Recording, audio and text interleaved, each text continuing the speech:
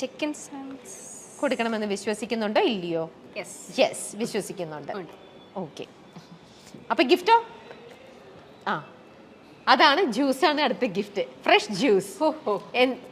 അത് ഇന്റർവ്യൂ കഴിഞ്ഞിട്ടേ കൊടുക്കുള്ളൂ. ഇവിടെ ക്വസ്റ്റ്യൻസ് ചോദിച്ച് ഞാൻ ക്ഷീണിച്ചു. ഡയറക്റ്റ് ഇപ്പൊ കുടിക്കുന്നുണ്ടെങ്കിൽ ഇപ്പൊ തരാം, അല്ലെങ്കിൽ ഇന്റർവ്യൂ കഴിഞ്ഞിട്ട് തരാം. ഇന്റർവ്യൂ കഴിഞ്ഞിട്ട് മതി. ഓക്കെ, അടുത്തത്, ഈ ഇന്റർവ്യൂവിൽ 5% നുണ പറഞ്ഞിട്ടുണ്ട്. നോ, അതെനിക്കും തോന്നുന്നില്ല. വളരെ ജെനുവിൻ ആയിരുന്നു. അഞ്ജലിയുടെ എല്ലാ ആൻസേഴ്സും വളരെയധികം ജെനുവിൻ ആയിരുന്നു. അപ്പോൾ ഇതേ ടാസ്ക് ആണ്. ടാസ്ക് അല്ലേ? പാട്ട് പാടുക, അതാണ്. അതിപ്പോ പറഞ്ഞല്ലോ സിറ്റുവേഷൻ. ആ, ഓക്കെ, കഴിഞ്ഞു. അപ്പൊ സെഗ്മെന്റ്സ് ഒക്കെ കഴിഞ്ഞു. ഓക്കെ, അപ്പൊ അങ്ങനെ വളരെ മനോഹരമായിട്ട് സെഗ്മെന്റ്സ് ഒക്കെ അറ്റൻഡ് ചെയ്ത് കഴിഞ്ഞിരിക്കുകയാണ്. നല്ലൊരു നർത്തകിയും കൂടിയാണ്. ആക്ടിങ്ങിനെ ഒരുപാട് ഇഷ്ടപ്പെടുന്നു, അത് പാഷനായിട്ട് കൊണ്ടുപോകുന്നു. പക്ഷെ പ്രൊഫഷൻ എന്ന് പറയുന്നത് നൃത്തമാണ് എന്ന് പറഞ്ഞ ഒരാളല്ലേ അഞ്ജലി. അതുകൊണ്ട് തന്നെ ചോദിക്കട്ടെ, നമ്മുടെ ഡാൻസ് ഇപ്പൊ എത്രയോ സ്കൂൾസ് റൺ ചെയ്യുന്നുണ്ട്. എറണാകുളത്തുണ്ട്, കോട്ടയത്തുണ്ട്, തിരുവനന്തപുരത്തുണ്ട്, തിരുവനന്തപുരത്തല്ല, തൃശ്ശൂർ സ്റ്റാർട്ട് ചെയ്യണമെന്നുണ്ട്. തൃശ്ശൂരുണ്ട്. അങ്ങനെ ഒരുപാട് സ്ഥലങ്ങളിൽ ഒരുപാട് കുട്ടികൾക്ക് നൃത്തം പഠിപ്പിച്ചു കൊടുക്കുന്നുണ്ട്. ഇതിനിടയിൽ നമ്മുടെ കഥ ഇന്നുവരെ എന്ന് പറഞ്ഞ സിനിമയിൽ നിഖില ചെയ്യുന്ന ആ ഒരു നിഖിലയ്ക്ക് വേണ്ടിയിട്ട് ആ ഒരു ഭാഗം കൊറിയോഗ്രാഫി ചെയ്തതും അഞ്ജലിയാണ്. അതന്ന് ഭയങ്കര അധികം വൈറലായിരുന്നു. അഞ്ജലി അത് പഠിപ്പിച്ചു കൊടുക്കുന്നതും ആ വിഷ്വലൊക്കെ എല്ലാവരും തന്നെ കണ്ടതാണ്. അതിലേക്ക് എങ്ങനെയാണ് അഞ്ജലി എത്തിയത്? ആ ഒരു ഭാഗം കൊറിയോ ചെയ്യാനായിട്ട് അഞ്ജലിയെ അവർ ക്ഷണിക്കുന്നത്, അത് നിഖിലയായിട്ട് നിങ്ങൾ വെൽ കണക്റ്റഡ് ആണോ? എങ്ങനെയാണ് അത്? അല്ലല്ല, ഞാൻ അതിൻ്റെ ഒരു സ്റ്റാർട്ടിങ് തന്നെ ഞാൻ പറയാം. എൻ്റെ ഒരു ആ ഒരു ഗ്രാഫ് ഞാൻ പറഞ്ഞുതരാം.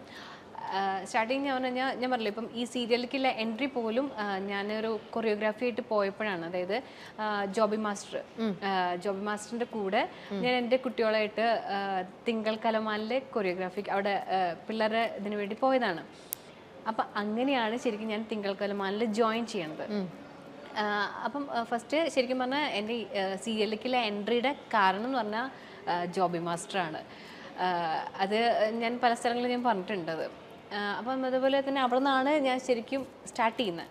എൻ്റെ പറഞ്ഞ പോലെ സീരിയൽ കരിയർ സ്റ്റാർട്ട് ചെയ്യുന്നതേ അവിടെ നിന്നാണ്.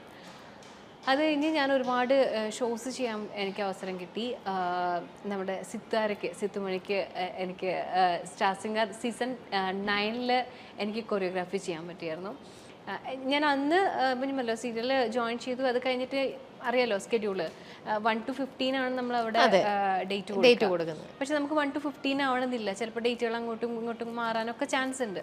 അപ്പം എനിക്ക് കൂടുതലും പറഞ്ഞ പോലെ അവിടെ കോൺസെൻട്രേറ്റ് ചെയ്യേണ്ടി വന്നു. അപ്പം ഡാൻസിൻ്റെ കുറേ കാര്യങ്ങളൊക്കെ എനിക്ക് എൻ്റെ തന്നെ സ്റ്റുഡൻസിനെ ഏൽപ്പിച്ചിട്ടാണ് ഇപ്പം ഞാൻ ഹാൻഡിൽ ചെയ്യുന്നത്. അപ്പം നമ്മൾ തിങ്കളക്കന്മാർ അങ്ങനെ കഴിഞ്ഞു. അടുത്തത് പറഞ്ഞ പോലെ സ്റ്റാർ സിംഗറിൽ അതായത് സ്റ്റാർ സിംഗർ സീസൺ 9 എനിക്ക് കൊറിയോഗ്രാഫി ചെയ്യാൻ പറ്റി. സിത്തുവിന് എനിക്ക് കൊറിയോഗ്രാഫി പറ്റി.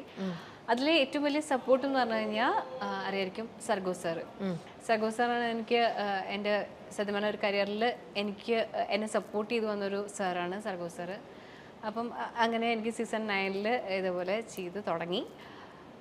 അത് കഴിഞ്ഞ് നമ്മുടെ ഈ നിഖില വിമലിൻ്റെ അടുത്തേക്ക് മീൻസ് കൊറിയോഗ്രാഫിയിലേക്ക് എത്തുന്നത് എങ്ങനെയാണെന്ന് വെച്ച് കഴിഞ്ഞാൽ, എൻ്റെ ഫ്രണ്ടാണ് വിഷ്ണുവേട്ടൻ, നമ്മുടെ മേപ്പടിയൻ്റെ, അതായത് ഡയറക്ടർ, കഥയെന്ന് പറയുന്നത് ഡയറക്ടർ. അപ്പോൾ ചേട്ടനെ എനിക്ക് അറിയാമായിരുന്നു. എന്നാലും ഒരുപാട് വലിയ വർഷത്തെ പരിചയങ്ങളൊന്നുമല്ല, എന്നാലും എനിക്ക് വിഷ്ണുവേട്ടനെ അറിയാമായിരുന്നു. അപ്പം ഈ സീസൺ 9 കൊറിയോഗ്രാഫി കണ്ടിട്ടാണ് എന്നെ ഇതിലേക്ക് വിളിക്കുന്നത്. ഓക്കെ, അപ്പം ശരിക്കും എൻ്റെ ഒരു വഴികാട്ടി എന്ന് പറഞ്ഞു കഴിഞ്ഞാൽ ഇതിലേക്ക് എത്തിച്ചത് സീസൺ 9 ആണ്. അപ്പം അതിലത്തെ കൊറിയോഗ്രാഫി കണ്ടിട്ടാണ് ഇങ്ങനെ വിഷ്ണുവിനെ വിളിച്ചിട്ട് പറഞ്ഞു ഇങ്ങനെ ഒരു സംഭവം ഉണ്ട്, നിഖിലനെയാണ് നമുക്ക് കൊറിയോഗ്രാഫി ചെയ്യേണ്ടത്, ചെറിയൊരു പോർഷനാണ്, കാര്യങ്ങളൊക്കെ പറഞ്ഞു. അതിൽ അഭിനയിച്ചിരിക്കുന്ന ബാക്ക്ഗ്രൗണ്ടിൽ ചെയ്ത പിള്ളേരും നമ്മുടെ ഡാൻസ് സ്കൂളത്തെയാണ്, കലാകളരീതിയാണ്. എൻ്റെ ഡാൻസ് സ്കൂളിന് പിള്ളേർക്ക് അങ്ങനെ ഒരു ഭാഗ്യം കിട്ടിയിട്ടുണ്ട്. കാരണം ചാനലിലാണെങ്കിലും ഏഷ്യനെറ്റിലാണെങ്കിൽ നമ്മുടെ സ്റ്റാർ സിംഗറിൽ വന്നിട്ടുണ്ട്, ഡാൻസിങ് സ്റ്റാർസിൽ ഞങ്ങളുടെ കൂടെ ഞങ്ങൾക്ക് സപ്പോർട്ട് ചെയ്യാനായിട്ട് വന്നിട്ടുണ്ട്. അപ്പൊ കലാകളരിക്ക് അങ്ങനത്തെ ഒരു ഭാഗ്യം കൂടി ഉണ്ട്. പടക്കളം മൂവിയിൽ ചെയ്തു, അതിൽ നമ്മുടെ നിരഞ്ജനയുടെ കൂടെ നമ്മുടെ പിള്ളേർക്ക് ചെയ്യാൻ പറ്റി. എന്നെ സംബന്ധിച്ച് എനിക്ക് മാത്രം അവസരം വേണമെന്ന് ചിന്തിക്കുന്ന ആളല്ല ഞാൻ. എൻ്റെ കൂടെയുള്ള ആൾക്കാർക്ക് പോലും അവസരങ്ങൾ ചെയ്തു കൊടുക്കണം എന്ന് ആഗ്രഹിക്കുന്നത്. അതുകൊണ്ട് തന്നെ എന്ത് കാര്യം വന്നാലും ഞാൻ പറഞ്ഞല്ലോ, എനിക്ക് പറ്റാത്ത കാര്യങ്ങൾ ഞാൻ എൻ്റെ പിള്ളേരെ കൊണ്ട് ഞാൻ ചെയ്യിക്കാറുണ്ട്. അപ്പൊ അങ്ങനെയാണ് ഞാൻ നിഖില വിമലിന്റെ കൊറിയോഗ്രാഫിയിലേക്ക് എത്തണത്. പക്ഷെ അത് ഒരുപാട് എനിക്ക് ഇത് തന്നു കേട്ടോ. കാരണം ഒരുപാട് സ്ഥലങ്ങളിൽ ഇപ്പം ഇൻഡസ്ട്രിയിൽ നിന്ന് തന്നെ സിനിമ ഇൻഡസ്ട്രിയിൽ നിന്ന് തന്നെ എന്നെ ഒരുപാട് പേര് വിളിച്ച് സംസാരിച്ചിരുന്നു. പിന്നെ ഒരുപാട് അവസരങ്ങൾ വന്നു. പക്ഷെ എനിക്ക് ചെയ്യാൻ പറ്റാതെ വന്നത് ഇപ്പം നമുക്കറിയാലോ 1 to 15 നമ്മുടെ സ്കെഡ്യൂള് കാരണം നമുക്ക് പലതും നോ പറയേണ്ടി വന്നു. പക്ഷെ നിർത്തിയിട്ടില്ല, കണ്ടിന്യൂ ചെയ്തുകൊണ്ടിരിക്കുന്നു. അഞ്ജലിയുടെ ഓരോ കാര്യങ്ങൾ കേൾക്കുമ്പോഴൊക്കെ എന്ത് മനോഹരമാണ്. ഇപ്പോൾ ഇതിനകത്ത് നമ്മൾ പറഞ്ഞു പോവാത്ത ഒരു കാര്യം കൂടിയുണ്ട്. അരം പ്ലസ് അരം കിന്നരത്തെ കുറിച്ച് നമ്മൾ പറഞ്ഞു, പ്രോഗ്രാമിനെ കുറിച്ച്. പക്ഷെ അതിനകത്തുണ്ടായ ഒരു ഇൻസിഡന്റ്, അതായത് അന്ന് ദിലീപേട്ടൻ വന്നിരുന്ന ഒരു സീക്വൻസ് ഉണ്ട്. അന്ന് ദിലീപേട്ടൻ ഒരു അമ്മയ്ക്കും മകൾക്കും ഒരു സമ്മാനം കൊടുക്കുന്ന ആ ഒരു സീക്വൻസിൽ അഞ്ജലിയും അന്ന് അവിടെ ഉണ്ടായിരുന്നു അല്ലേ? പക്ഷെ ദിലീപേട്ടൻ അറിയുന്നുണ്ടായിരുന്നില്ല ആ അമ്മയ്ക്കും മകൾക്കും അന്ന് അങ്ങനെ ഒരു ഗിഫ്റ്റ് കൊടുക്കുന്നുണ്ടെന്നോ ആ ഒരു കാര്യത്തെക്കുറിച്ചൊന്നും അദ്ദേഹത്തിന് അപ്പോഴല്ലേ അത് അദ്ദേഹം അറിയുന്നത്. പക്ഷെ അഞ്ജലി ഇതിന്റെ എല്ലാം അവരുടെ യഥാർത്ഥ സിറ്റുവേഷനും കാര്യങ്ങളും എല്ലാം മനസ്സിലാക്കിക്കൊണ്ട് നിൽക്കുന്ന ഒരാളാണ്. അപ്പൊ അന്ന് ആ ഒരു ഇൻസിഡന്റിൽ അവർക്ക് അത് സമ്മാനം കൊടുക്കുക എന്ന് കണ്ടപ്പോൾ അഞ്ജലിയുടെയും കണ്ണുകളൊന്നും നിറഞ്ഞു. വളരെ ഇമോഷണലായി അന്നും അഞ്ജലി അല്ലേ? അതിനെക്കുറിച്ചൊന്ന് പറയാമോ? എന്തായിരുന്നു ശരിക്കും അന്ന് അവിടെ ഉണ്ടായത്? എന്തിനാണ് അവർക്ക് അന്ന് കൊടുത്തത്? അവരെ കുറിച്ചും കൂടെ ഒന്ന് നമുക്ക് പറയാം.